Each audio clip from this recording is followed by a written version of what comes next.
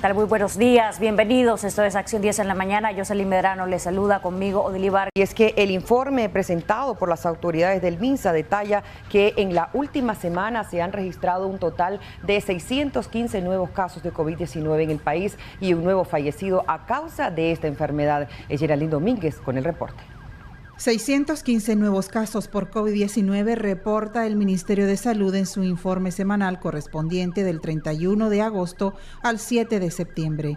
Los datos revelan que los contagios siguen aumentando. La semana anterior, la institución del Estado reportó 568 casos, mientras que la cifra de fallecidos continúa en una persona por semana por la enfermedad, mientras que otros decesos son a causa de complicaciones crónicas como diabetes mellitus, crisis hipertensivas, entre otras. También en su informe el MINSA muestra el ascenso de personas en seguimiento.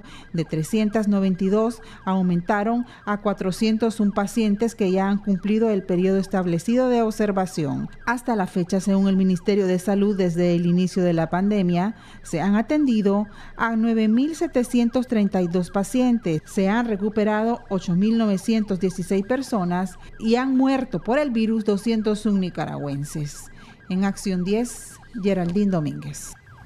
Y la vicepresidenta de Nicaragua, Rosario Murillo, tildó de terroristas y odiosos a medios de comunicación que informan sobre la pandemia del COVID-19 en Nicaragua. Marjorie Vargas con su ampliación y la intervención que ella dio el día de ayer al mediodía. Este martes, en su intervención en medios oficialistas, la vicepresidenta Rosario Murillo subrayó que el Ministerio de Salud realiza recorridos casa a casa en lugares donde hay posibles focos de contagios de COVID-19. Las vacunas y todos los programas de salud y las visitas casa a casa y la identificación oportuna, temprana de personas que puedan estar afectadas para ir adelante. Molesta señaló como terroristas, odiosos y que manejan agendas políticas a quienes critican las diferentes actividades que llevan a cabo durante los fines de semana. Más allá del terrorismo, de los odiosos, interesados con agendas políticas, siempre usan cualquier tema que además son temas de la comunidad humana para tratar de destruir. Sabemos, sí, que el amor es más fuerte que el odio y que vamos venciendo. Para este miércoles, la aplicación de la segunda dosis en Managua será en el taller de enfermedades vectoriales, en el Hospital Lenín Fonseca y Policlínico Iraní. Para Acción 10, Marjorie Vargas. Epidemiólogo Leonel Argüello explica que no existe tratamiento preventivo ni curativo del COVID-19 y alertó que medicamentos como la ivermectina no han sido recomendados por la OMS. Geraldine Domínguez con el detalle de sus declaraciones. Epidemiólogo Dr. Leonel Argüello explica que medicamentos como la ivermectina y la colchicina no funcionan para prevenir ni para curar el COVID-19. El galeno reiteró que el tratamiento debe de ser en base a los síntomas que las personas presentan. Es importante que usted reconozca que esta es una enfermedad viral y que por lo tanto hasta el día de hoy no existe un tratamiento específico preventivo ni correctivo o de curación de esta enfermedad. El tratamiento se basa en el manejo de los síntomas y signos de las personas, o sea, el manejo de los malestares. Si una persona tiene malestares, esos malestares se abordan. Por ejemplo, si usted tiene dolor de cabeza, un analgésico. Si usted tiene fiebre, un antipirético o un antifebril. Si usted está teniendo diarrea, un antidiarreico. Si usted está teniendo dolor en el cuerpo, un medicamento para los dolores en el cuerpo. Esa es la manera de tratar la COVID-19. La ivermectina y la colchicina que se andan distribuyendo en el país por todos lados no funciona. Ningún médico que esté bien preparado puede estar brindando la colchicina y la ivermectina porque se ha demostrado por la Organización Mundial de la Salud, la FDA o Administración de Drogas de Medicamentos de los Estados Unidos y el EMA de Europa que no funciona. Entonces aquí no hay que enredarse. Si usted tiene COVID-19 y sus síntomas son leves, espérese, tranquila, que posiblemente en una semana se le quite. Recordemos que más del 80% de la población no se va a complicar. Usted no debe tomar un medicamento preventivo ni debe tomar un tratamiento que cura, porque ninguno previene ni ninguno cura. El doctor Leonel Argüello ha creado el blog Por Tu Salud Nicaragua para continuar brindando sus recomendaciones para evitar el contagio del COVID-19. En Acción 10, Geraldine Domínguez. Se filtra un comunicado interno del Banco La FICE donde informan el deceso de 4 trabajadores en un lapso de 48 horas por COVID-19 y exhortan a ser responsables entre compañeros de trabajo, amigos y familiares. Willy Narváez con el detalle. Nuestros colegas que fallecieron eran jóvenes. Reza el comunicado que tiene la firma del gerente general Alejandro Ramírez. La misiva está llena de reflexiones sobre el cuidado del personal. Las muertes ocurrieron en un lapso de 48 horas, pero no detalla en qué departamento del país se registraron, menos el rango de edades. Todos conocemos a alguien que ha fallecido por COVID. Sabemos que las familias están angustiadas con algún familiar enfermo. Ante esta situación, lo único que nos queda es ser responsables y cuidarnos al máximo. Si hoy nos contagiamos, los riesgos de complicaciones y de morir son muy altos. No importa la edad, detalla el comunicado. En el edificio central de la FICE en Managua, este 7 de septiembre pudimos observar algunas medidas de higiene que implementan para evitar contagios, como el uso de alcohol, mascarillas y distanciamiento para las personas que van a ingresar. Los médicos independientes han recomendado a la población una cuarentena voluntaria. El Ministerio de Salud reporta un muerto semanalmente a causa de COVID-19. Estas 4 muertes en las últimas 48 horas de trabajadores de la FICE contrastan esas cifras oficiales. Sin embargo, el comunicado no expresa si van a extremar las medidas en todas las sucursales bancarias de nuestro país. Buscamos la versión de los directivos, sin embargo nos informaron que no había nadie autorizado para hablar. Willy Narváez, Acción 10. El nuevo rebrote de COVID-19 en el país ha vuelto a disparar el servicio delivery en Managua. La demanda se elevó en un 20% adicional a la registrada en los primeros meses de contagios del año pasado. Más detalles a continuación. Los niveles de contagios y muertes que ha mostrado Nicaragua en las últimas semanas, producto de la pandemia del coronavirus, indirectamente disparó en un 20% la demanda de servicios delivery en Managua. Es decir, el día de hoy los pedidos pasaron de un 60% a un 80%. Según motorizados consultados que laboran en este rubro, son los establecimientos de alimentos y farmacéuticos los que registran mayor movimiento debido a que familias prefieren no salir de sus casas. Porque la gente está con temor de salir a las calles pues a hacer sus compras por la aglomeración en los súperes, en las tiendas, en los comercios. Entonces yo diría que sí. Ya, pues, lastimosamente pues, nos beneficia pues, la enfermedad a nosotros. ¿Que la gente está tomando conciencia sobre el tema de la pandemia y evitando salir? Sí, porque yo he llegado a casas de que digamos el cliente me dice déjame las cosas en tal parte y yo las retiro. Entonces sí, yo digo que sí, se están tomando bastante. Yo he llegado y me he encontrado con varios clientes que aún en barrio y la gente anda con mascarilla. Por su parte, Carmen Cuadra, especialista en redes sociales, es de la opinión que las empresas privadas deben retomar el trabajo en casa como parte de una estrategia para mitigar que los números de contagios y fallecimientos no sigan en ascenso desproporcionadamente. No obstante, reconoció que no todos los sectores económicos podrían permitirle a su personal ausentarse físicamente de sus espacios de trabajos. Mi recomendación definitivamente es que volvamos a retomar el trabajo remoto o el teletrabajo, como le llaman algunos otros. Lo importante es saber si su tipo de trabajo es posible poderlo hacer desde casa. Si ese es el caso, la recomendación sería poderlo acatar y ver qué medidas se pueden tomar desde el punto de vista laboral para poder organizar la empresa y así poder trabajar en función de eso. Desde el desarrollo de la pandemia en 2020, Nicaragua ha sido el único país de la región en que el gobierno no implementó restricciones de movilidad, cuarentenas. Sin embargo, empresas privadas y algunas familias optaron a una autocuarentena voluntaria, así como suspensiones de labores temporalmente para prevenir la enfermedad entre los meses de marzo y agosto. Jimmy Romero, Acción 10. El Ministerio Público remitió a juicio oral al precandidato presidencial Medardo Mairena, al líder campesino Freddy Navas y al dirigente Max Jerez, asimismo al analista político José Antonio Peraza. Xochitl Mendoza nos amplía. Por el delito de conspiración para cometer menoscabo a la integridad nacional de conformidad en el Código Penal, el día de hoy se realizaron las audiencias del líder campesino Medardo Mairena y Freddy Nava, estos dos detenidos y procesados por segunda ocasión.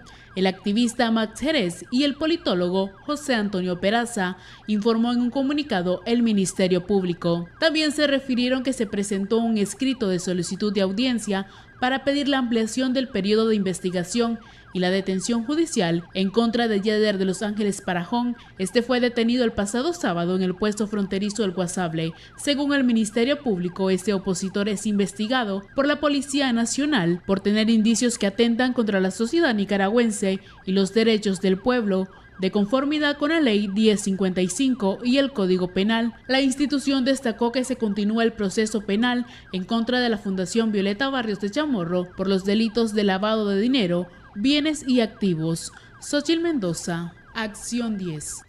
Grupos de WhatsApp, entrevistas a medios, testimonios de policía, ocupaciones y allanamientos son parte de las pruebas de la Fiscalía con las que pretenden incriminar a opositores, activistas y periodistas detenidos en los últimos 3 meses. Willy Narváez nos amplía. Los que recibían la plata del imperio y lavaban esa plata para desarrollar estas actividades terroristas. El discurso del presidente Daniel Ortega contra opositores, del jefe de la policía y la relación de hechos de la Fiscalía hace indicar que serán declarados culpables. Las pruebas que demuestran su presunta comisión de delitos las respaldan en redes sociales y entrevistas con periodistas. Al politólogo Manuel Orozco, la Fiscalía señala que se encuentra vinculado con el financiamiento de campañas desestabilizadoras mediante una red de enlaces con organizaciones políticas y medios independientes. Orozco también supuestamente administraba 2 grupos de WhatsApp, uno denominado Reunión Mayo 3, integrada por los opositores José Palé, José Adán Aguerri, Violeta Granera y los aspirantes presidenciales Juan Sebastián Chamorro y Félix Maradiaga. En otro grupo repetían los políticos antes mencionados, pero en este se sumaba el periodista Carlos Fernando Chamorro, también Michael Healy, presidente del COSEP, y algunos líderes estudiantiles. El politólogo presuntamente les orientaba a que pidieran sanciones para funcionarios nicaragüenses e incitaran a la injerencia extranjera. Las otras pruebas de la Fiscalía contra los acusados se basan en entrevistas que estos daban a los medios de comunicación, pruebas testimoniales de agentes de la Policía Nacional, quienes realizaron allanamientos y actas de ocupaciones. En la acusación contra el periodista Miguel Mendoza, las pruebas se basan en el uso de las redes sociales, por 10 tweets y una publicación en Facebook. Uno de ellos decía: la congresista republicana María Elvira Salazar se pronuncia sobre allanamiento y detención de Cristiana Chamorro y le advierte al dictador Ortega que están vigilando su actuación y que la ley Renacer está sobre la mesa. También entre las pruebas de la Fiscalía contra el periodista y aspirante presidencial Miguel Mora se basan en 5 tweets. 35 personas han sido capturadas en los últimos 3 meses en Nicaragua. Las audiencias se realizan de manera secreta en las instalaciones de la Dirección de Auxilio Judicial Nacional. Willy Narváez, a Acción 10. Continuamos con más información a esta hora de la mañana. Familiares de presos políticos denuncian que sus parientes han sido víctimas de torturas psicológicas, aislamiento y falta de atención médica. Es Xochitl Mendoza quien nos amplía mucho más. Deterioro físico, pérdida de peso, enfermedades gastrointestinales y aislamiento es parte de la crítica situación en la que se encuentran activistas, aspirantes presidenciales y líderes de oposición detenidos desde el pasado mes de junio en las celdas del complejo judicial Evaristo Vázquez. La denuncia fue hecha por sus familiares después de 2 meses sin tener información de ellos. Demandamos al Estado de Nicaragua, al Poder Judicial y a la Dirección de Auxilio Judicial lo siguiente. 1. Liberación inmediata y sin restricciones de las personas presas políticas secuestradas desde mayo del 2021, así como libertad para las más de 130 personas presas políticas. Y lo que estamos haciendo y seguiremos haciendo es denunciar estas torturas, denunciar las arbitrariedades, denunciar todas las violaciones de derechos humanos, y lo que les pedimos al resto de la población y la comunidad internacional es no ser indiferente hacia lo que está pasando en Nicaragua. Realmente es lamentable la situación en la que están. Han perdido una cantidad de libras extraordinaria, y lo que nos asusta y nos aflige es que es una tónica general en todos. En la denuncia también manifestaron que la visita es limitada de tiempo y privacidad, Además que, según lo expresado por sus detenidos, tienen desconfianza de los medicamentos que les son proporcionados, son sometidos a largos interrogatorios y varios de ellos están aislados, como las activistas Ana Margarita Vigil y Tamara Dávila. Por la visita que tuvimos con Ana Margarita y por lo que le comentó a su abogada el día de ayer, que ella sigue en una celda aislada, que no tiene contacto con ningún otro de los detenidos y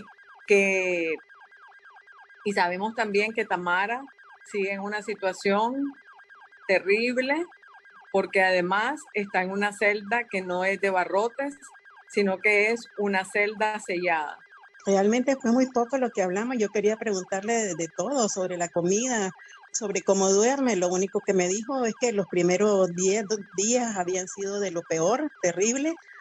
Y eso, ¿verdad? Lo noté con mucho miedo. Estas personas destacaron que los delitos por los que se les acusa a sus reos son inexistentes y que los procesos se están alargando, tipificándolos como complejos. Los juicios se llevan a cabo de manera secreta y ellos demandan a las autoridades se les permita suministrarles artículos personales, medicamentos, un tiempo de comida y que las audiencias sean públicas. Xochitl Mendoza, Acción 10.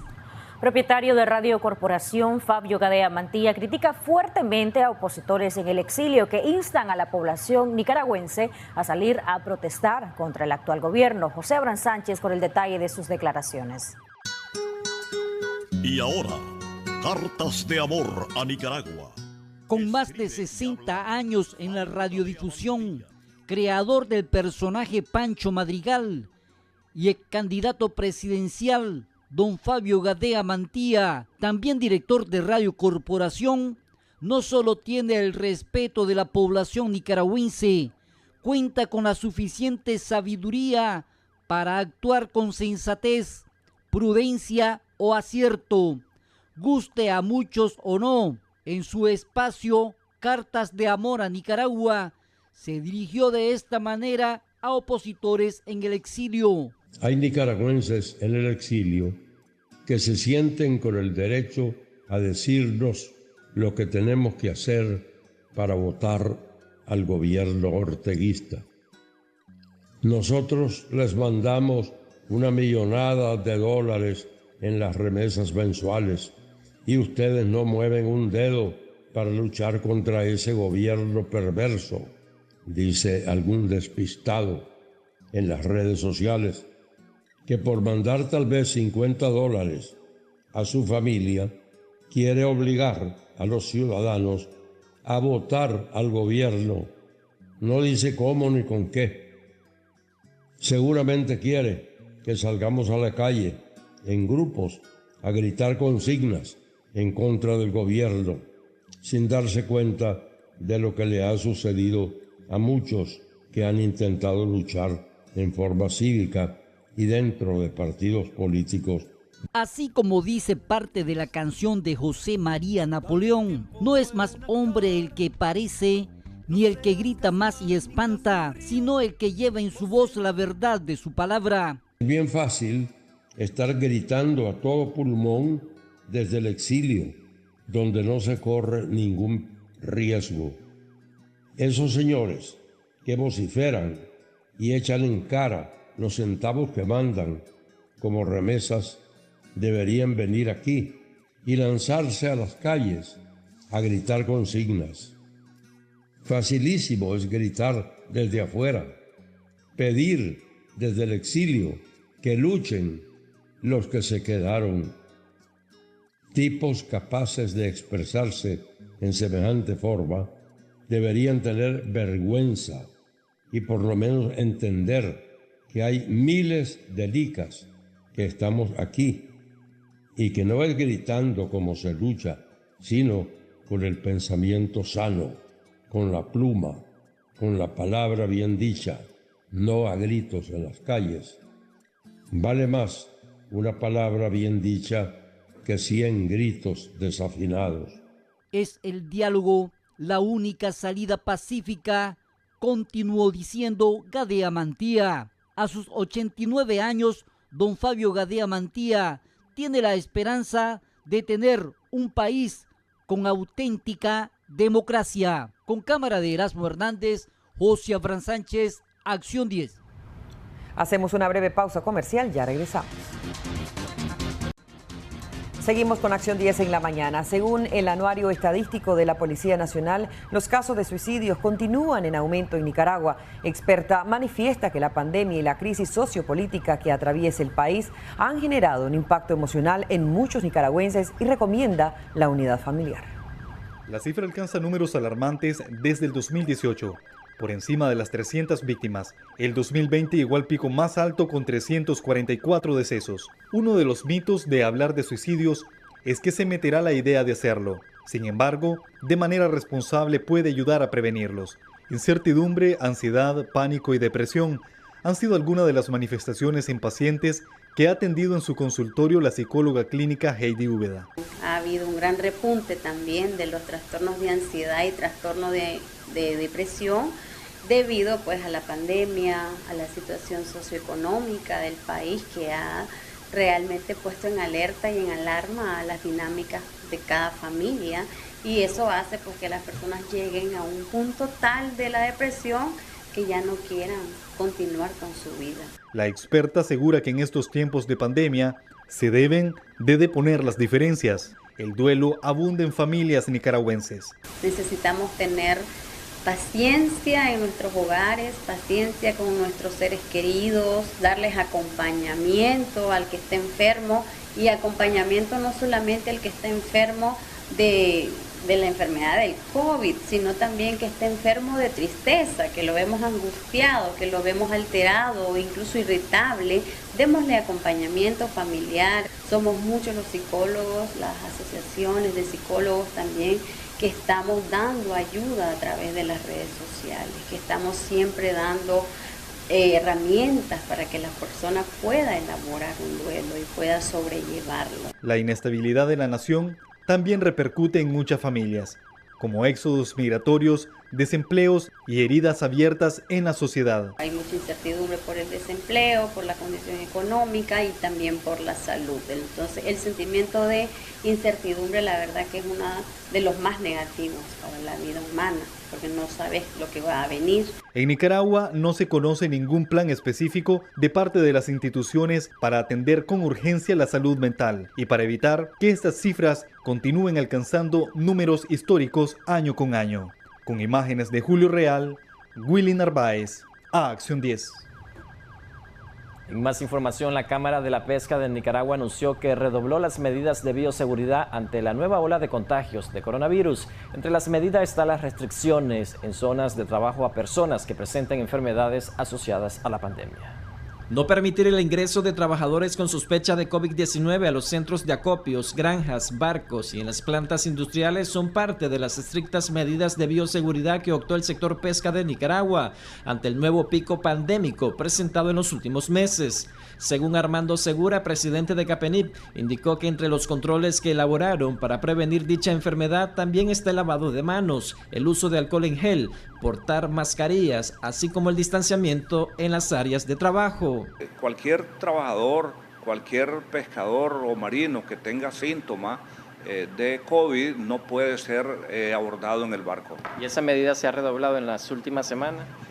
Esa medida se mantiene porque se ha mantenido estrictamente desde que comenzó la pandemia, ¿verdad? Lo que hacemos es que el capitán, que los inspectores de pesca aseguren que esta medida se cumpla. A diferencia del año pasado, donde el sector presentó una drástica caída en los volúmenes exportados hacia sus principales mercados, como son el europeo y norteamericano, hoy resaltó que los resultados son positivos. Es decir, de enero al 31 de julio del presente año se ha crecido 10% en volumen y 13% en valor. Porque esto significa que aunque en algunos países todavía estemos viviendo la pandemia en picos altos, ¿verdad? Sin embargo, en estos países que son los principales compradores de los productos nicaragüenses, la situación poco a poco ha ido estabilizándose. El año pasado, en el mismo periodo, el sector solo había exportado $156.5 millones por ventas de camarón de cultivo, langostas, pescados, pepino de mar y caracol del Caribe. Jimmy Romero, Acción 10. Meteorólogos pronostican lluvias con descargas eléctricas en las próximas horas sobre el territorio nacional. Es Jocelyn Rojas con el reporte completo. Remanentes de la onda tropical número 28 generarán lluvias con descargas eléctricas en horas del mediodía y la noche de este martes 7 de septiembre en el territorio nacional. Según las perspectivas para las próximas 48 horas del Observatorio de Fenómenos Naturales, OFENA. Mientras tanto, el comportamiento de hoy al mediodía comenzaremos a tener ingresos de estas remanentes de onda tropical número 28, como también de sistemas de baja presión sobre el territorio nacional, y para en horas de la tarde la mayoría del territorio pues tendrá capacidad de tener precipitaciones, incluyendo para en horas de la noche con descargas eléctricas que se podrán presentar principalmente en las zonas del centro como también en las zonas del Pacífico. Respecto a las velocidades de vientos, estarán más fuertes desde Ocotal hasta Nueva Guinea. Las velocidades de viento promedio en ráfaga están desde Ocotal hacia la zona de Nueva Guinea, principalmente Matagalpa, Huaco y Huigalpa, con posibilidades de ráfaga fuerte hasta de 52 kilómetros, y el resto del territorio se mantendrá de Managua hacia arriba de 30 a 45 kilómetros por hora, de Ocotal hacia Telí de 30 a 40 kilómetros por hora, Huigalpa hacia Nueva Guinea mantendremos velocidades de viento hasta de 47 kilómetros por hora, de Prisapolca hacia la Mecamba velocidades de viento de 30 a 42 kilómetros por hora. En Acción 10, Jocelyn Rojas. Muchas gracias, Jocelyn Rojas, por esa información. Hacemos una pausa comercial, pero al regreso estaremos hablando sobre la encuesta que realizó MIR en la costa caribe nicaragüense. Ya regresamos. Estamos de regreso con más de Acción 10 en la mañana. Los resultados de la última encuesta realizada por la firma de consultores MIR detallan que el Frente Sandinista se consolida como la principal fuerza en el Caribe nicaragüense. Más detalles con Jocelyn Rojas.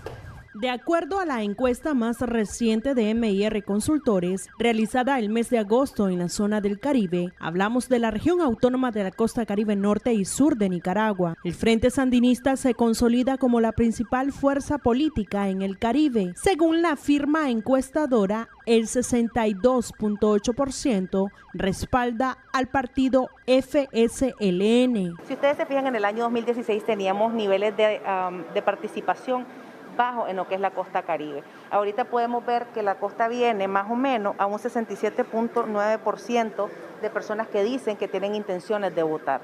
¿Por qué puede ser esto? Porque podemos ver que los nicaragüenses en sí le están dando bastante valor a estas elecciones.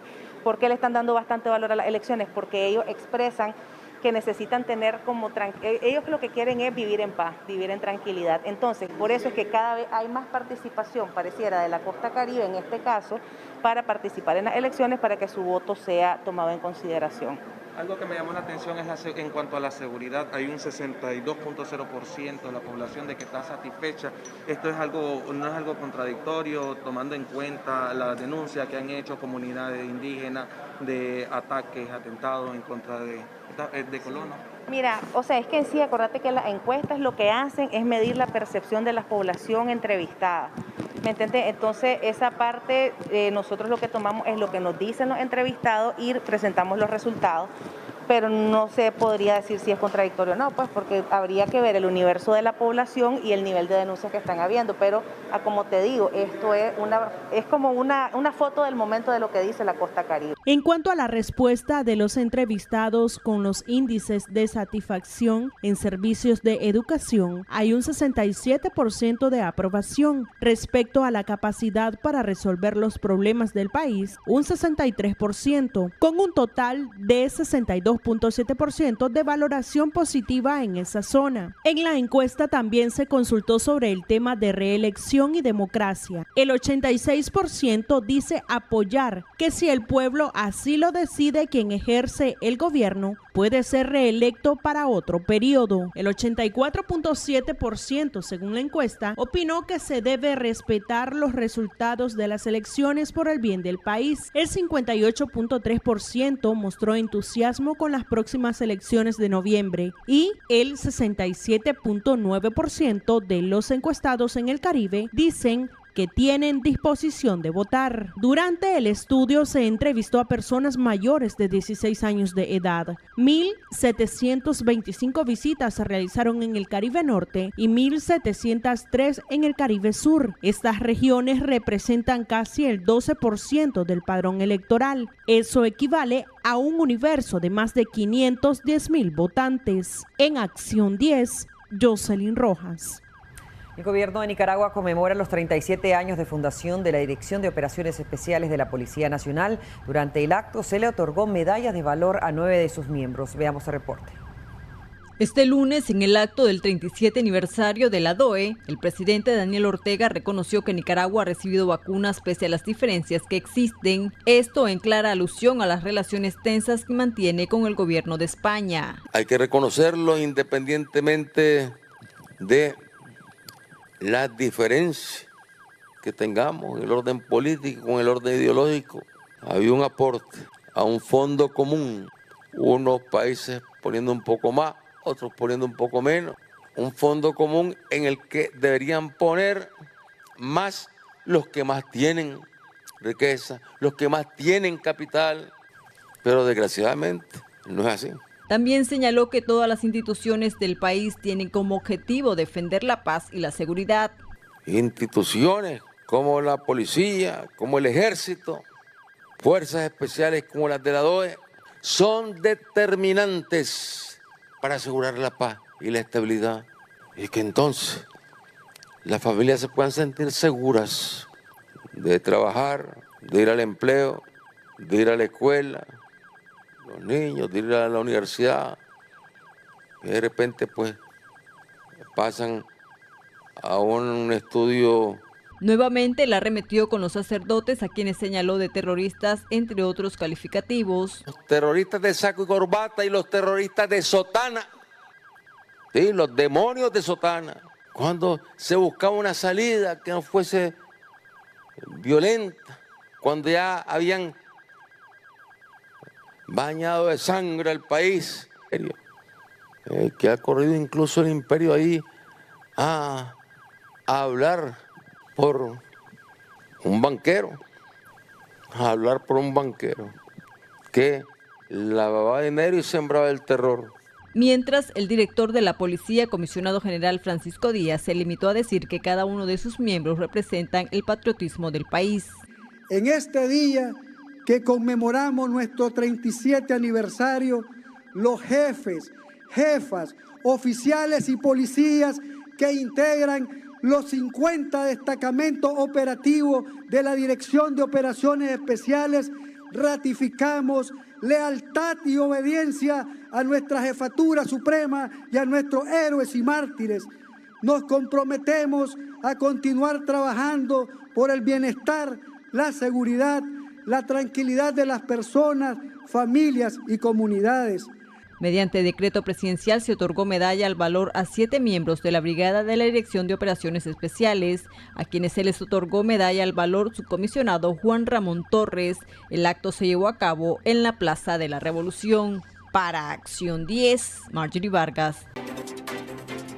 Continuamos con más de Acción 10 en la mañana, y hoy en Debates y Soluciones hablaremos sobre la situación de los reos políticos en nuestro país, y para ello nos acompaña vía Skype Cristian Tinoco, hija de Víctor Hugo Tinoco. Muchas gracias, Cristian, por acompañarnos esta mañana acá en Acción 10.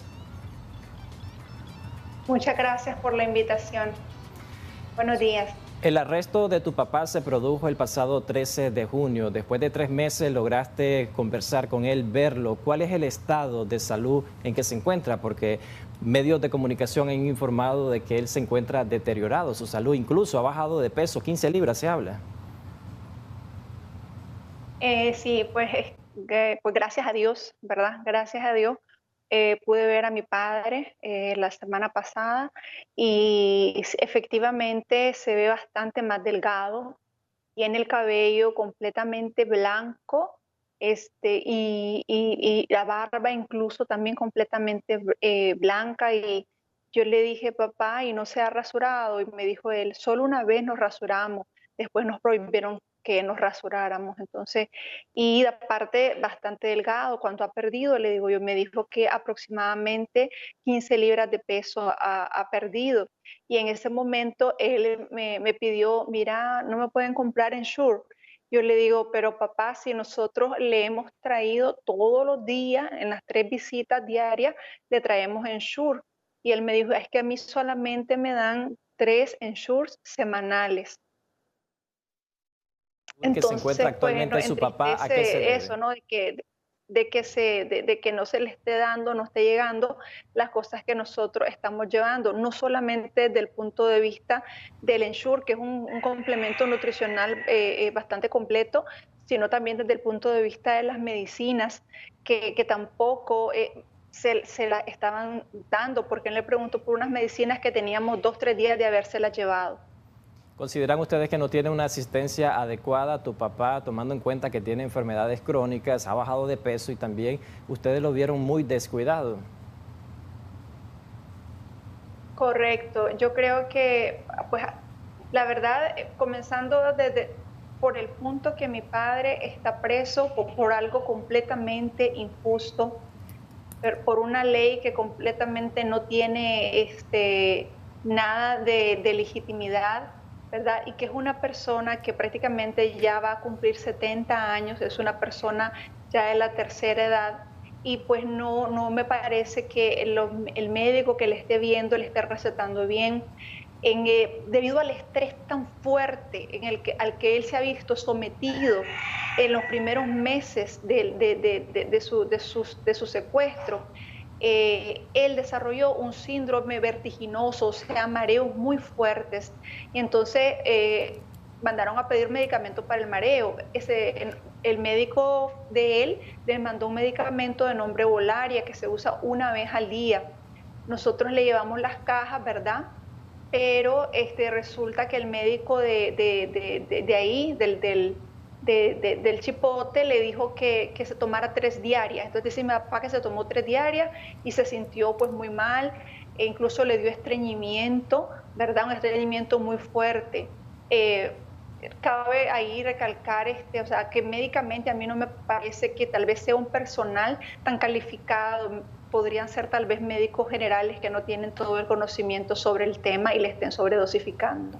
Cristian, el hecho de que tu papá ya vaya a cumplir aproximadamente 70 años de edad y que esté sufriendo una mala atención en la celda del Chipote Nuevo, ¿ustedes consideran que esto es una violación a sus derechos humanos y qué tanto ha puesto atención las autoridades en cuanto al cuidado de él, tomando en cuenta las enfermedades que, como yo te mencionaba, que tiene? Sí, efectivamente, mi papá es una persona que, como dijiste, va a cumplir 70 años.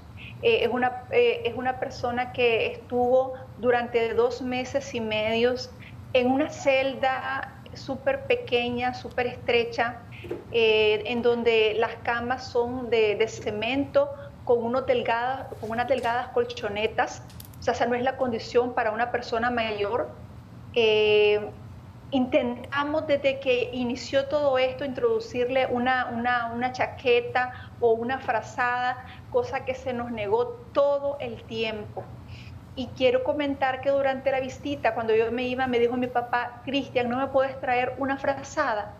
Y estaban ahí todos los policías, los que nos tomaron fotos, los que nos grabaron y otros 2 oficiales más. Y yo le dije, papá, lo he intentado, pero no me han autorizado. Y entonces uno de los que estaba ahí de pie, yo lo vi como un superior, él dijo, déjenle pasar la frazada. Y por eso fue que le dejaron pasar la frazada. O sea, prácticamente casi a los 3 meses le dejaron pasar una frazada a mi papá, lo cual me parece que es una violación completa de los derechos humanos, y es una violación a los derechos humanos el hecho que él esté preso a estas edades y por lo que se le está acusando, que no se le haya dejado ver a su familia durante todo este tiempo, que no se le estén dando los medicamentos en tiempo y forma como nosotros los llevamos. Cristian, ¿quiénes han logrado ver a tu papá? ¿Solo vos o hay otras hijas también que hayan podido conversar con él? Y su arresto se dio precisamente el pasado 13 de junio. Ustedes lo catalogaron como una desaparición al no conocer ninguna información respecto al estado de él y dónde se encontraba. Ustedes aducían que se encontraba en el Chipote, pero no tenían pruebas contundentes si realmente él se encontraba ahí. ¿Ustedes lograron identificar si él ha sufrido maltrato psicológico o algo por el estilo cuando hicieron la visita? Sí, mi papá efectivamente tiene 85 días que fue secuestrado, fue una desaparición forzada y todos los 35 desaparecidos desde el mes de mayo lo que han tenido es una desaparición forzada y fue por eso, creo yo, ¿verdad? Y por esa denuncia de Amnistía Internacional y por todo este tema que el gobierno pues tuvo que cumplir con la ley pues, que manda, que tienen que mostrarlos, que nos tenían que dar pruebas de su vida. Solamente a cada familiar le han dado una visita, esa visita fui yo la que entré y cuando él me dijo, me alegro mucho, yo le pedí a Dios que vos fueras la que entrara. Yo creo que es por el tema de mi salud, que mi papá quería que yo entrara, quería verme, porque él sabía que cuando pues, a él lo secuestraron, a mí me acababan de dar la primera quimioterapia. Y entonces quiero comentarte y decirte, y a toda la teleaudiencia, que yo considero que mi papá, por lo que yo vi con mis ojos, o sea, quiero explicarte que yo tenía todas las ganas de verlo y fui feliz cuando lo vi, cuando lo abracé, le tomé las manos, fui feliz, pero ahora que lo vi, te puedo decir que me siento realmente triste, es realmente deprimente ver a mi papá como yo lo vi.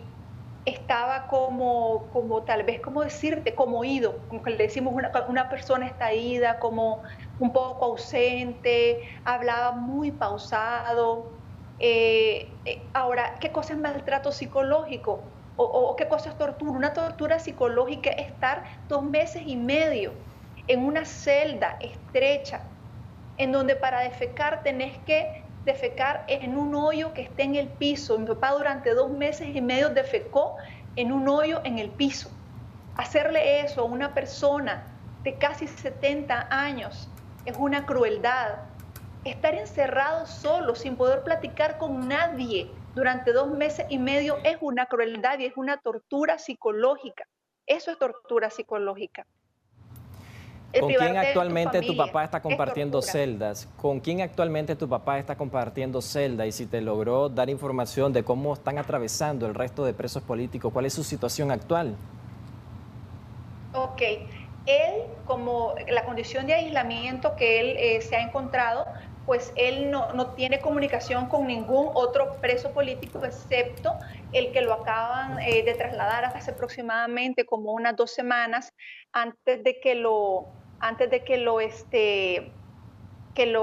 nos lo mostraran, ¿verdad? ¿Con quién está compartiendo celda? Con el señor Pedro Joaquín Chamorro, pues que me dijo él pues que es una gran persona y ahí se ven lo que son que las diferencias a veces políticas de que si yo soy sandinista, que si yo soy liberal, que si yo soy esto y el otro. Gracias a Dios ha tenido una relación cordial con esta persona, es más, se han apoyado, porque te quiero explicar, si todas las personas del Chipote, del nuevo Chipote han perdido peso, o sea, eso no es una casualidad, eso te habla de otra forma de tortura psicológica y que a la vez es física, es una mala alimentación. Entonces, ¿qué pasa? Que a veces a mi papá dice, me dejan a mí 3 Ensure a la semana, a Pedro Joaquín le pasaban otros Ensure. Entonces, ahí se dio algo tan bonito que es cómo comparten entre presos. Ellos les decían, mira, mi papá le decía, yo te voy a dar la mitad de mi Ensure, y yo me voy a beber la otra mitad. O sea, esa solidaridad entre los mismos presos. También te quiero señalar algo importante. Mi papá no traía lentes el día de la entrevista, y de la entrevista que yo tuve con él, y mi papá es una persona que usa lentes de forma permanente. Él siempre utilizaba lentes y los necesita. ¿Qué ha pasado? ¿Qué te dijo? Mi papá es una persona operado de sus ojos, es operado de sus ojos y él usa lentes de forma permanente. No usa lentes solo de lectura, usa lentes de forma permanente porque él es hipermétrope y de lejos no ve bien. Entonces a él él no traía sus lentes y yo dije, luego me percaté de eso y el día de hoy que nos hicieron entrega de sus pertenencias, no nos entregaron sus lentes. Bueno, espero que eso sea que se los van a dar, porque se los dan, pero mi papá debería de tener sus lentes. Cristian, tu papá ya enfrenta un proceso judicial, lo están acusando, en este caso el Ministerio Público, de los delitos de conspiración por cometer menoscabo a la integridad nacional. ¿Qué dice el abogado de él? ¿Ha logrado conversar con él? ¿Ha asistido a las audiencias preliminares que se han hecho contra los presos políticos, incluso contra tu papá? ¿Qué información tienen? El abogado no estuvo en las dos primeras audiencias que tuvo mi papá. En esas dos primeras audiencias que fueron allí en el Chipote, estuvieron abogados de oficio, ¿verdad? Luego de que nos los, pues fue hace recientemente, creo que luego que nos los mostraron, que ya pues lo pusieron en la audiencia donde sí llamaron al abogado, donde sí lo hicieron comparecer, que fue la tercera audiencia, y ahora él va para juicio. El problema aquí se trata de que las leyes son leyes completamente injustas. De todo lo que se le está acusando a mi papá y a todos los otros 35 que están ahorita en el nuevo Chipote, es algo completamente injusto. Y pues aquí el problema es que la justicia depende del Poder Ejecutivo. Yo haría un llamado por este medio de Acción 10, un programa tan visto, al Poder Ejecutivo de Nicaragua, al presidente y a la vicepresidente de Nicaragua. Les haría un llamado a que por favor reconsideren la postura que ellos han tomado hasta este momento, que muestren que son democráticos, que liberen a los presos políticos, y no a estos últimos 35 solamente, sino a los otros 130 que están en la Modelo injustamente. Eso se vería como una muestra de democracia y de que en Nicaragua sí existe Estado de Derecho. Para hacer un poco de historia, Cristian, tu papá luchó contra el actual, junto al actual presidente, tu papá luchó también contra la dictadura de Somoza. ¿Cómo podrías catalogar la acción que ha tomado el presidente Ortega ahora en contra de tu papá? Pues de que ahora permanece en las celdas del Chipote. Que ahora permanece en las celdas del Chipote. Sí. Correcto. Entonces es completamente decepcionante que mi padre, cuando estudiaba medicina en León, ¿verdad? Él entra a lo que es el Frente Sandinista de Liberación Nacional después de haber estado 9 años en el seminario. O sea, mi padre es una persona con una vocación social muy grande. O sea, él siempre busca el bien de la sociedad, por algo es sociólogo, ¿verdad? Y mi papá entró al Frente Sandinista y luego se fue a la montaña, dejándonos a mí y a mi otra hermana, sus primeras 2 hijas, con mi mamá, y sabiendo de que era probable que nosotras no lo conociéramos y que él muriera como muchas personas que murieron en la guerra contra Somoza. Mi papá dio su vida por la revolución, luchó por la revolución, y en los años de los 80 él luchó por la democracia, tanto así que por las gestiones que se dieron a través de él, ¿verdad? Es que pues la contra y lo que era el ejército pudieron llegar a acuerdos y posteriormente llegar a lo que fueron las elecciones de 1990. Entonces, pues es decepcionante que el partido al que le serviste no para llenarte de bienes ni nada, porque mi papá, quien lo pueda saber, no es una persona rica ni millonaria ni nada. El partido al que vos le serviste para salvar a tu país de una dictadura, esté ahora ese partido haciendo una dictadura y te meta preso. Yo creo que para él es completamente decepcionante, así como para toda nuestra familia. Cristian, públicamente ha hecho un llamado al presidente Ortega y también a la vicepresidenta Rosario Murillo para que tomen conciencia sobre la situación actual que está enfrentando tu papá, Víctor Hugo Tinoco. ¿Ustedes consideran que hay justicia en Nicaragua y qué confianza tienen el Poder Judicial, tomando en cuenta que se le está acusando de los delitos que ya te mencioné a través de la ley 1055, que fue aprobada recientemente, creo que el año pasado, en la Asamblea Nacional y que ahora se está utilizando contra opositores? Sí, esa ley 1055, quiero recordarles que no tiene como pena cárcel.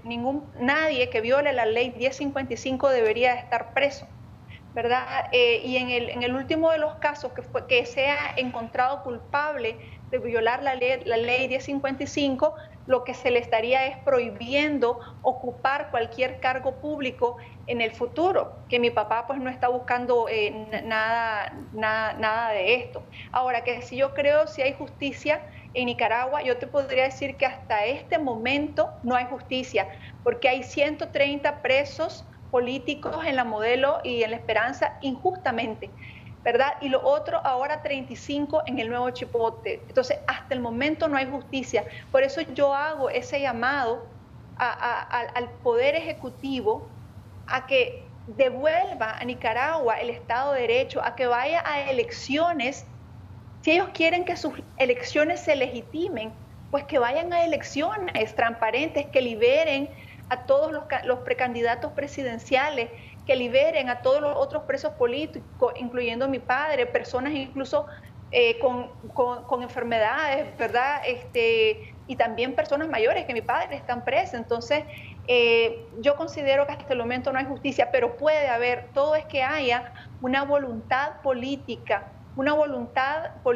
de mostrar un lado humano del gobierno. Un lado humano del gobierno se vería si liberan a los presos políticos y va a elecciones sin presos políticos. Eso le ayudaría a legitimar elecciones, pero si va a elecciones con todos estos presos, pues lógicamente aquí no va a haber justicia, es lo que nos está indicando. Para los que no sabían, tu papá tiene medidas cautelares que fueron otorgadas a nivel internacional. Actualmente el gobierno de Estados Unidos se ha pronunciado sobre la situación de tu papá, que se encuentra preso en la celda del Chipote. Además enfrenta un proceso judicial. ¿Qué han manifestado los abogados de él y qué manifestás vos, tomando en cuenta de que él tenía medidas cautelares y era prácticamente un hecho que no podría ser detenido, tomando en cuenta estas medidas cautelares que él tenía? Sí, entonces volvemos a lo mismo, se trata de que haya justicia. Si en Nicaragua hay justicia y existen medidas cautelares, el Estado, el gobierno debe respetar esas medidas cautelares. Entonces, porque el problema aquí no es lo que hagan o digan mucho los abogados, que realmente el abogado es una persona que está defendiendo a mi papá, una persona muy calificada. Pero aquí, aunque seas muy calificado, ¿verdad? Eso no es lo que realmente es trascendente, sino realmente la voluntad política de que realmente en Nicaragua haya paz, de que realmente en Nicaragua vuelve el Estado de Derecho. Ese depende de una voluntad política del gobierno, de ellos depende respetar las medidas cautelares, no solo de mi papá, sino de otras muchas personas que se le otorgaron medidas cautelares. ¿Cada vez o cada cuánto ustedes tienen permitido visitar a tu papá o solo fue prácticamente una vez que has conversado con él, ver la situación actual que se encuentra? Solamente una vez he conversado con él. No se nos dijo por parte de ninguna autoridad policial, ni tampoco se nos ha expresado a través de los abogados que nos quieran dar otras visitas. ¿Y cómo podría interpretar el hecho de que el presidente Ortega, próximas a las elecciones, ha permitido a los familiares de los presos políticos que puedan visitarlo y verlo? ¿Creemos que esto es un mensaje para reivindicar todas sus políticas que ha orientado hacia los opositores? ¿O qué mensaje podrías interpretar? Pues yo lo que interpreto es que es una respuesta a toda la presión que se ha hecho a nivel nacional y a nivel internacional por parte de los familiares de los presos políticos. Los familiares de los presos políticos hemos hecho bastante presión y yo creo que por eso el Poder Ejecutivo, respetando lo que dice la ley, respetando a la ley, es que, o sea, la ley te da derecho a tener visitas. Entonces, ¿cómo puede ser que tenga 3 meses y nosotros no sabíamos siquiera si estaba vivo y ni siquiera sabíamos si estaba en el chipote? Entonces, pues yo creo que si el gobierno se está o quiere reivindicarse de alguna manera, y si fuera así el caso, va por buen camino, pero no nos han dicho de más visitas ni nada por el estilo. Pero yo creo que él podría, el Poder Ejecutivo, cambiar la situación en Nicaragua si toma la decisión de liberar a todos los presos políticos. Elecciones sin presos políticos sería la mejor decisión que podrían tomar el presidente y la vicepresidenta. ¿Qué esperas en las próximas semanas o meses? ¿Cómo se va a desencadenar el proceso judicial de tu papá y el resto de presos políticos y opositores, tomando en cuenta que tu papá tiene delitos, que fue acusado por el Ministerio Público de conspiración por cometer menoscabo a la integridad nacional? ¿Cómo puedes decir, cómo crees vos que pueda desencadenarse esta situación de él? Pues la verdad, o sea, ¿cómo podría decirte? Yo no soy política, o sea, no me dedico a esto, no soy una analista política, pero lo que te puedo decir es que aquí hay 2 cosas: que ocurra lo que yo te dije, ¿verdad? Y que sí liberen a todos los presos políticos como debe de ser, y que él tenga unas elecciones más creíbles, ¿verdad? Que Daniel Ortega tenga unas elecciones más creíbles a nivel internacional y a nivel nacional. O la otra es que vaya a elecciones con todos los presos políticos, ¿verdad? Y que después estos presos políticos sean una pieza de negociación para un futuro diálogo que él quisiera entablar a nivel internacional. Como familiares, ¿qué han hecho para que se permita usualmente o rutinariamente las visitas contra los presos políticos? ¿Ustedes han gestionado con Cruz Roja Internacional esa posibilidad de que ustedes puedan seguir visitando a sus familiares que están detenidos? Sí, desde que mi papá fue detenido, nosotros comenzamos, eso fue de inmediato, la gestión con la Cruz Roja Internacional, para que dejaran pasar a la Cruz Roja, y ellos no, pues son realmente son imparciales y entran y solamente nos dicen pues su papá está bien, su papá se ve bien o no. O sea, esa va a ser la respuesta que ellos nos iban a dar. El problema es que el gobierno no ha dejado a la Cruz Roja Internacional entrar al nuevo chipote. Prácticamente se encuentran en la intemperie, entonces, los presos políticos. Prácticamente se encuentran en la intemperie los presos políticos, o a la deriva. Exacto, a la deriva, exactamente. Cristian, tal vez nos comentas un poco cómo ha desmejorado tu situación de salud con el hecho de que tu papá se encontraba ya prácticamente, vos decías, desaparecido, al no saber noticias. 3 meses fueron que no lo viste ahora, él está desmejorando su salud. ¿Te preocupa eso? ¿Y cómo ha venido a afectar tu enfermedad? Que sabemos que tenés un cáncer y que lo estás atacando, lo estás combatiendo, lo estás tratando, pero de alguna manera el hecho de que tu papá esté en la cárcel, ¿eso te ha venido a desmejorar tu salud también? Sí, yo tengo cáncer de mama desde hace 10 años. Gracias a Dios, hace 10 años Él me ha permitido ser una sobreviviente de cáncer de mama. Luego, en el año 2015, tuve metástasis a nivel pulmonar y a nivel óseo, y tengo metástasis a nivel de columna. Y este año, en abril, creo que fue en abril, sí, que me diagnosticaron una metástasis a nivel del peritoneo, lo cual causó una acumulación de líquido a nivel abdominal, un líquido que no debe de estar allí, ¿verdad? Y me causó este líquido y pequeños tumores múltiples y pequeños tumores llamados nódulos que se comenzaron a distribuir y que comenzaron a obstruir los ureteres, y esto causó una insuficiencia renal aguda por la que tuve que ser hospitalizada, ¿verdad? Después de esto, pues de una semana de hospitalización, fui dada de alta y con miras hacia una quimioterapia, ¿verdad?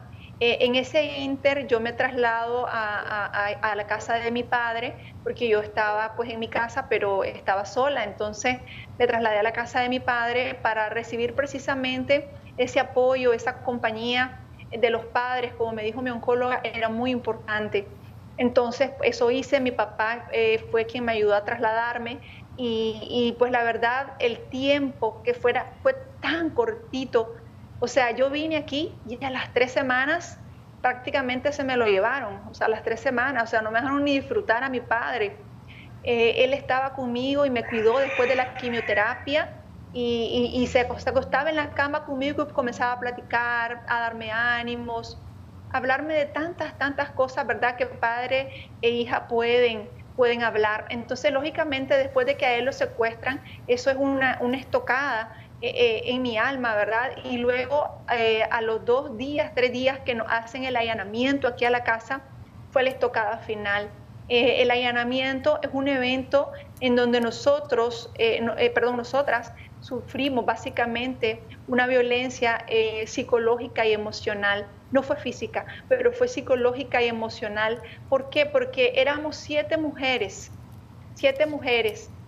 incluyéndome a mí y a 2 personas de la tercera edad, ¿verdad? Y habían aproximadamente 30 policías de la Dirección de Operaciones Especiales, incluso de la policía, con un can, ¿verdad?, dentro de la casa. Y 10 habían dentro, 10 habían en el jardín y 10 habían en todos los alrededores de la casa. Y entonces, pues realmente el allanamiento fue horrible porque a mí me tocó acompañar al perito a cada una de las habitaciones de la casa. Y me acuerdo que hubo un momento cuando fuimos ya a ver la bodega que me dio un dolor muy fuerte a nivel abdominal y los policías se asustaron. Y yo les dije, ay, es que tuve un dolor. O sea, es bien sabido que todas las cosas que a nivel psicológico, a nivel mental a una persona le están afectando, también van a tener una repercusión a nivel de la salud física, a nivel fisiológico.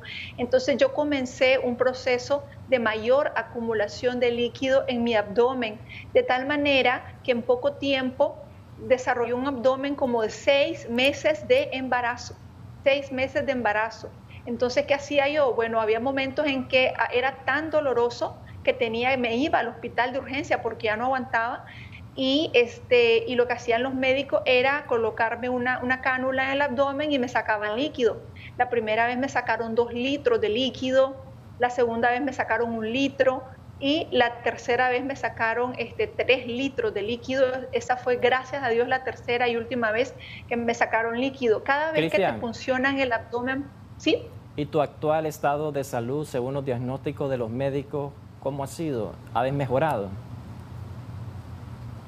Entonces, bueno, según la doctora, eso más o menos hace como unos 2 meses, ella me dijo de que no había una respuesta a la quimioterapia, pero ella agregó otro medicamento a la quimioterapia y este medicamento, gracias a Dios, me ha ayudado y sí ha disminuido mi volumen abdominal y eso ha aminorado muchísimo lo que son los síntomas. Entonces, pues gracias a Dios estoy en el tratamiento y he mejorado en ese ámbito. Mi estado, por lo menos tan doloroso de salud, ya no estoy con esos grandes dolores, gracias a Dios. Cristian, ya para ir finalizando esta entrevista, ¿cuál es el principal temor que tenés como hija de Víctor Hugo Tinoco, tomando en cuenta que él se encuentra en la cárcel? 3 meses estuviste sin verlo y ahora pues no tenés noticias de él sobre su estado.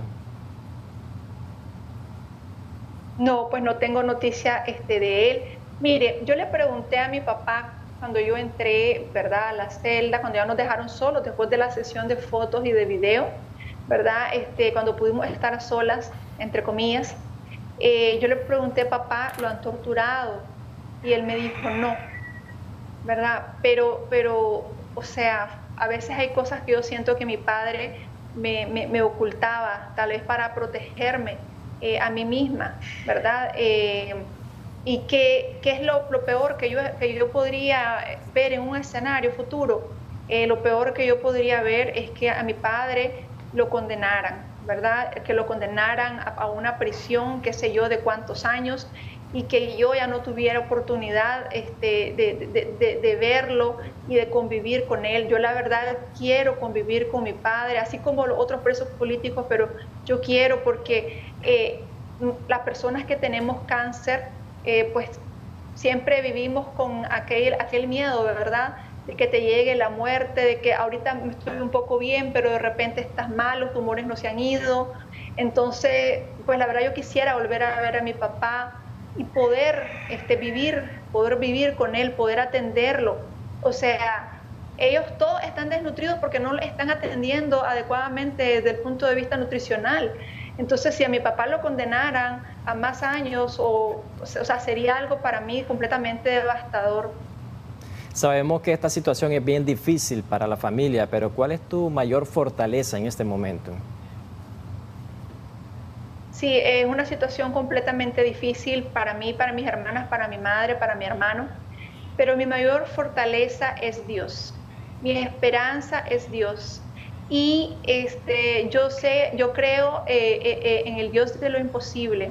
Yo soy católica, mi familia es católica, y no fue casualidad que tal vez fuimos uno de los únicos hogares donde no hubo personas golpeadas, en donde no hubo esa violencia física, porque somos una familia que hacemos oración. Y algo muy bonito, déjame solo que te platique, que nosotros rezamos el rosario con el canal católico todos los días a las 6 de la tarde, y mi papá me contó que él canta el Ave María, el Ángelus, en latín, todos los días a las 6 de la tarde, y que a don Pedro Joaquín Chamorro le encanta, dice que tiene una voz de un ángel, y eso pues me alegra muchísimo, pues que ahorita mi papá esté por lo menos acompañado, ya no solo, que eso es otra tortura, y pues espero poder verlo pronto en una Nicaragua justa, verlo pronto y que sea liberado, porque él es un hombre completamente inocente y que solamente su único pecado ha sido amar apasionadamente a Nicaragua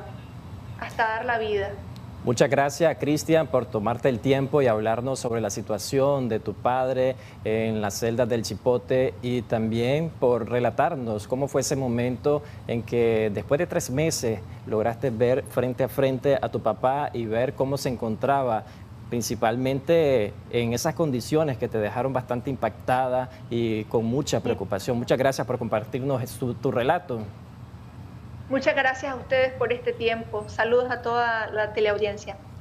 Bueno, y de esta manera vamos a presentarles la tendencia que obtuvo nuestra entrevista del día de ayer. Estuvimos como invitado en Debates y Soluciones de Acción 10 en la mañana al señor Solón Guerrero, él es presidente de FAGANIP. Estuvimos hablando sobre economía del sector agropecuario. Esta entrevista, que fue transmitida a través de Facebook de Canal 10 Nicaragua, obtuvo un total de 13.440 personas alcanzadas, fue compartida 26 veces en interacciones, obtuvo 1.660 personas. Y con esta información que le hemos brindado, hacemos una pausa comercial. Ya regresamos con más de Acción 10 en la mañana.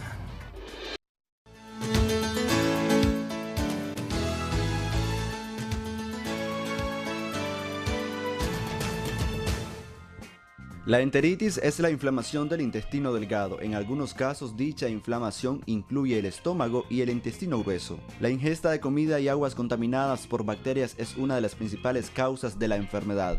Entre los factores contribuyentes están la falta de higiene y el manejo inadecuado de los alimentos, y es más probable contraer enteritis cuando se viaja a lugares con servicios sanitarios deficientes. Además, esta enfermedad es causada por comer o beber cosas contaminadas con bacterias o virus. Los gérmenes se establecen en el intestino delgado y causan inflamación e hinchazón. Agreguemos a esto que un trastorno autoinmunitario y algunos medicamentos como el ibuprofeno pueden causar la enteritis. Los tipos pueden ser gastroenteritis bacteriana, enteritis por Campylobacter, entre otros. Los síntomas más comunes están la diarrea y el dolor abdominal, y aunque suele desaparecer sin tratamiento, es importante tener la opinión de un especialista.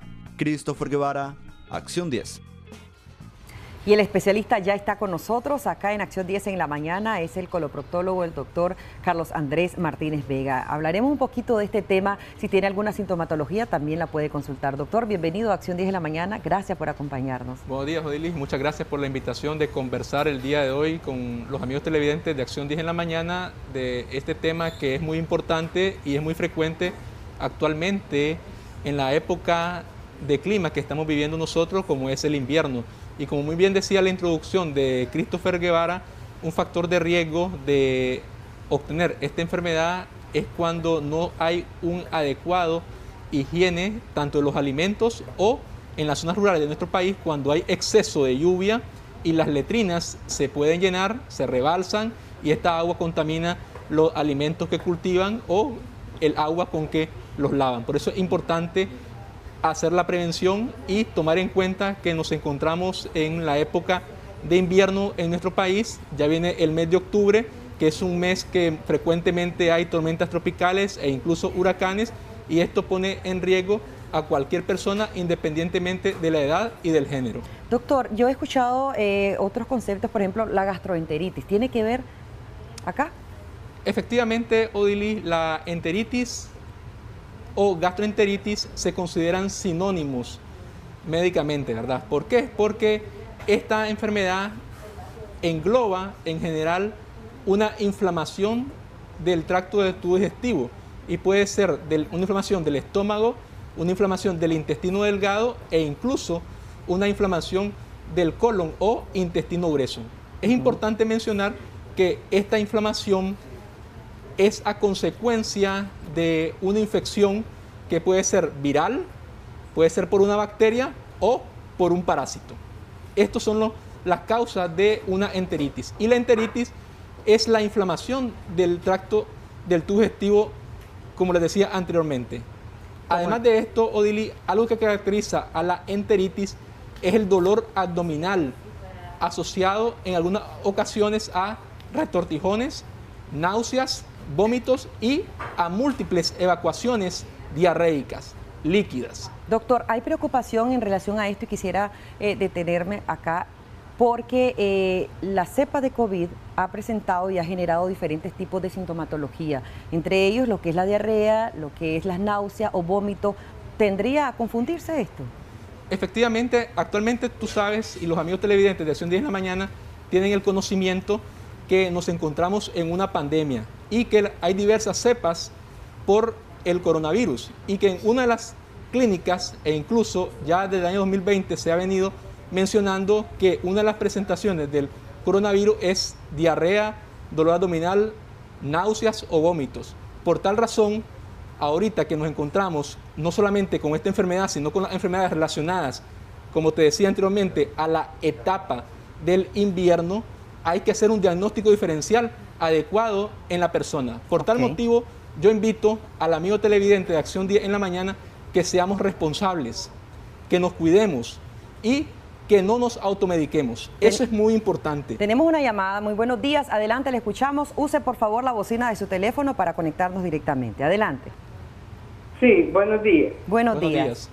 Óigame, mi problema ahorita que está este doctor ahí, es que yo tengo demasiados gases. Me fui a hacer un ultrasonido de riñón y la doctora me dijo que tengo demasiados gases, y es cierto. A mí me salen los gases a cada rato y por montón, ya no hay qué hacer. Todo es que coma, que viva, de noche, no me da pena andar en la calle. ¿Cómo no? Déjenos sus datos completos y el número de teléfono también para que el doctor pueda comunicarse con usted y tratar de colaborarle en relación a esto, doctor. Odili, es interesante lo que decía la mía televidente con respecto a lo que ella siente y percibe de su organismo. Otro diagnóstico diferencial de la enteritis es el síndrome del colon irritable con el patrón de diarrea, que en otras ocasiones lo hemos abordado en este espacio, ¿verdad? Que se caracteriza por dolor abdominal, exceso de gases o distensión abdominal, y en ocasiones la persona puede presentar múltiples cuadros enterales, es decir, diarrea, y que se relaciona con el factor de estrés o el factor de ansiedad o con algún tipo de alimento o de bebida que haya ingerido esa persona días anteriores. Por eso es importante, como te repito, Odili, realizar un adecuado diagnóstico diferencial y que no debemos de menospreciar nosotros la enteritis o gastroenteritis. ¿Por qué digo esto, Odili? Porque una de las consecuencias que trae esta enfermedad es la deshidratación, y esta deshidratación te puede llevar a falla renal, es decir, que la persona no produzca orina. Además de eso, a un desorden electrolítico de las sustancias que tenemos en nuestro organismo. Por tal razón, en cuanto uno empiece a evacuar en múltiples ocasiones, más de 3-4 veces diarrea, empezar a tomar suero oral. Y si la persona no tolera el suero oral, es decir, que lo vomita, acudir al centro de salud o al puesto de salud más cercano que tengamos en nuestra comunidad para evitar la deshidratación. Y recordar siempre, Odili, que los extremos de la vida lastimosamente son los más vulnerables, es decir, los niños menores de 5 años y los adultos mayores de 75 años de edad son los extremos más vulnerables que debemos de cuidar. Tenemos una llamada, muy buenos días, adelante, le escuchamos. Aló, buenos días. Sí, buenos días. Bienvenido. Sí, aquí le habla un señor de la tercera edad, tengo más de 65 años. Yo me he hecho varios ultrasonidos y en mi colon aparece inflamado. Quiero saber si me pueden dar una consulta, por favor, para el doctor, porque me han dicho que tengo que hacerme unas cosas ahí, exámenes, no sé qué, a ver qué me puede decir el doctor, le agradecería. Muchas gracias. Muchas gracias a usted por llamarnos. Déjenos sus datos, por favor, y su número de teléfono, doctor. Claro que sí, con mucho gusto lo vamos a atender a la persona ya de 65 años de edad. Continuando con lo que comentaba anteriormente, Odili, que la deshidratación es importante evitarla, ¿verdad? Para evitar el resto de complicaciones que le decía anteriormente. Y ver y tratar y recordar siempre que la prevención es fundamental en evitar este tipo de enfermedades. Es decir, lavar bien los alimentos previo a cocinarlos, lavar bien la fruta, las verduras, lavarnos las manos con agua y jabón constantemente. Esto ya tiene que ser una rutina de nuestra vida, más ahorita en esta época de pandemia, ¿verdad? Tratar de poner los alimentos donde no tengan contacto con ningún tipo de animal, ¿verdad? Ya sea gato, sea insectos, cucarachas, para así evitar que se contaminen estos alimentos y al momento de ingerirlos estén adecuadamente sanos los alimentos. Eso es muy importante, Odili. Y hay que recordar al amigo televidente que la característica de las evacuaciones nos puede decir a nosotros los médicos cuál es el origen. Es decir, es importante ver el color, ver si existe un mal olor, ver si hay dolor abdominal y si existe aumento de la temperatura corporal, es decir, fiebre. Doctor, recomendaciones finales para aquellas personas que ya han experimentado alguno o varios de los síntomas de los que usted ya nos ha expresado hoy. La principal recomendación que le puedo dar al amigo televidente de Acción 10 en la mañana, Odili, es que no lleguemos hasta el último momento. Es decir, no busquemos la ayuda hasta el final. En cuanto empiezan los síntomas, llamar al médico personal o acudir al puesto de salud o al centro de salud más cercano o vía telefónica. Actualmente hay muchas consultas virtuales, ¿verdad? Porque el objetivo es evitar la deshidratación en esta enfermedad que es enteritis. Y el médico debe valorar si es necesario utilizar algún antibiótico o no en base a las características y de la sintomatología que posea la persona. Por tal razón, el mejor consejo que le podemos dar nosotros en esta revista es no automedicarse. Creo que todos los médicos que pasamos por esta revista, que somos muy responsables con los consejos que le damos al ciudadano nicaragüense, es evitar la automedicación. En ocasiones la automedicación puede llegar a una complicación. Y recordar que debemos de seguir cuidándonos. Nos encontramos en una pandemia, continuemos cuidándonos, utilizando la mascarilla, el lavado de manos con agua y jabón y mantener siempre el distanciamiento físico. Gracias, doctor Carlos Andrés Martínez Vega, que Dios también los proteja a ustedes. Ya escuchábamos toda la sintomatología, las causas que puede tener lo que es este síntoma de enteritis, causas y también efectos secundarios en algunos pacientes que se están automedicando. Vámonos de inmediato a aprender juntos con Maru.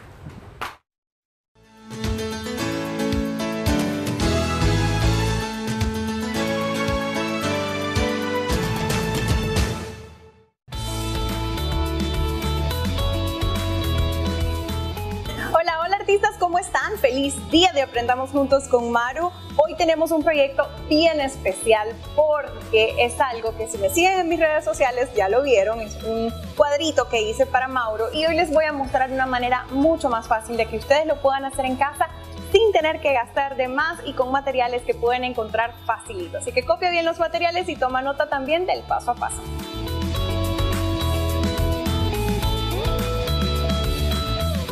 Tengo esto que es foamy moldeable. De hecho, este pedacito en particular es lo que me quedó de cuando hice el proyecto, por eso es que no ven la bolsa. Entonces, miren, vamos a empezar con esta herramienta. Esta parte de acá lo voy a utilizar de cortador. Entonces, vamos a tomar un poco del material. Entonces, Mauro está buscando cómo dormirse, así que no vamos a poder hacer, no voy a poderles mostrar cómo tomar la huella, pero sí les voy a dar pues la idea. Puede ser, a mí afortunadamente el pie fue a la primera, pero la mano me tomó 3 intentos hacerlo. Entonces, cada vez que no les salga, lo que hacen es, hacen una bolita, la masa, y vuelven a estirarla, ¿ok? Así, ni más ni menos.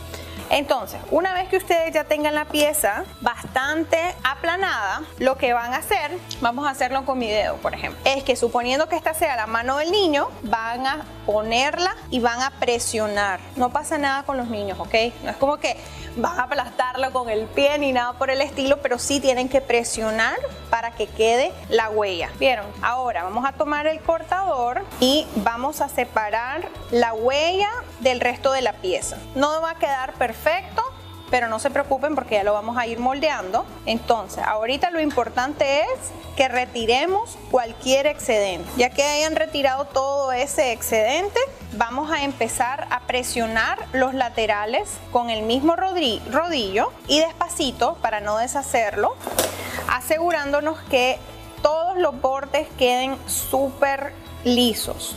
Ahora, vamos a tomar pintura, tomamos un pincel y vamos a pintar toda la huella. Así se va a resaltar más cualquier detallito de la mano, qué sé yo, la presión. Nuestra mano, ¿verdad? No es recta, tiene estas como hendiduras, entonces todo eso se va a notar muchísimo más con pintura y pueden utilizar cualquier color que a ustedes les guste. Y únicamente van a pintar la parte de la huella en sí, ¿ok? Que toque el borde. Y eso sí, no la dejen, o sea, no dejen una capa gruesa, porque si no, la pintura lo que va a hacer es sellar la parte de la huella, o sea, esas pequeñas hendiduras ahí de la huella las va a sellar la pintura y es lo que no queremos. Entonces tiene que ser una capa fina. Ok, súper. Esto lo vamos a dejar secar. Yo les voy a mostrar las huellas de Mauro. Estas son las que yo ya hice previamente. Ya vieron que quedó bastante liso. Siguiente parte, vamos a abrir nuestra retratera. Esta bien particularmente trae un fondo azul. Yo lo voy a dejar azul porque me gusta. Vamos a poner las huellas, vamos a dejar estas afuera porque estas son bastante grandes en el espacio que tengo acá. No las pensé para esto, sino para el grande, entonces no van a caber. Tengo la huella aquí adentro y tengo también el ultrasonido. Entonces lo que vamos a hacer es que con una pistola de silicón vamos a tomar la huella, colocamos silicón en la parte de atrás y pegamos. Pegamos esto, cerramos aquí el vidrio. Este tenía un poquito de tape y así de fácil vamos a tener un súper bonito recuerdo de nuestros hijos cuando están recién nacidos. Incluso, como les dije, esto puede ser más grande. De hecho, el mío es más grande, es de 35 por 35 centímetros. Esto es una retratera súper pequeña. Pueden ponerle el nombre del niño, las huellas, pueden poner una foto de cuando están saliendo del hospital, pueden poner las fajitas, por ejemplo, del hospital. Súper bonito y adivinen qué, no tuvieron que haber gastado básicamente nada.